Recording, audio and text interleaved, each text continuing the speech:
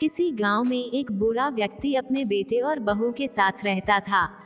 परिवार सुखी संपन्न था, किसी तरह की कोई परेशानी नहीं थी। बूढ़ा बाप, जो किसी समय अच्छा खासा नौजवान था, आज बुढ़ापे से हार गया था। चलते समय लड़खड़ाता था, लाठी की जरूरत पड़ने लगी, चेहरा झुर्रियों से भर चुका था। बस अपना जीवन किसी तरह व्यतीत कर रहा था। घर में एक चीज अच्छी थी कि शाम को खाना खाते समय पूरा परिवार एक साथ टेबल पर बैठकर खाना खाता था।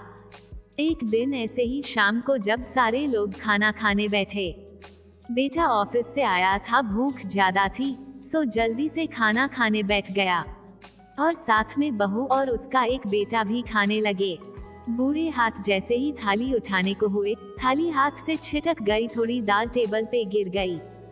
बहू बेटे ने घृणा दृष्टि से पिता की ओर देखा और फिर से अपना खाने में लग गए। बूढ़े पिता ने जैसे ही अपने हिलते हाथों से खाना खाना शुरू किया तो खाना कभी कपड़ों पे गिरता, कभी जमीन पर। बहू ने चिढ़ते हुए कहा, हे राम, कितनी गंदी तरह से खाते हैं, मन करता है इनकी थाली किसी अलग कोने में लगवा देते हैं। बेटे ने भी ऐसे सिर हिलाया जैसे पत्नी की बात से सहमत हो। उनका बेटा यह सब मासूमियत से देख रहा था। अगले दिन पिता की थाली उस टेबल से हटाकर एक कोने में लगवा दी गई।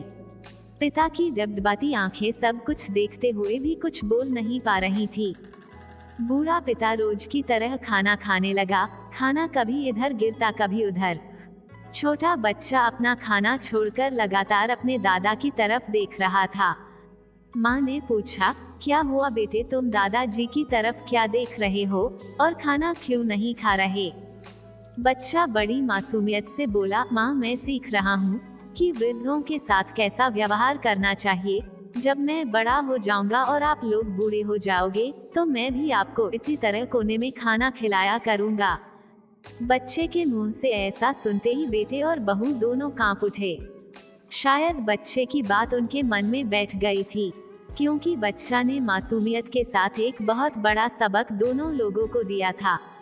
बेटे ने जल्दी से आगे बढ़कर पिता को उठाया और वापस टेबल पे खाने के लिए बिठाया, और बहू भी भागकर पानी का गिलास लेकर आई कि पिताजी को कोई तकलीफ ना हो।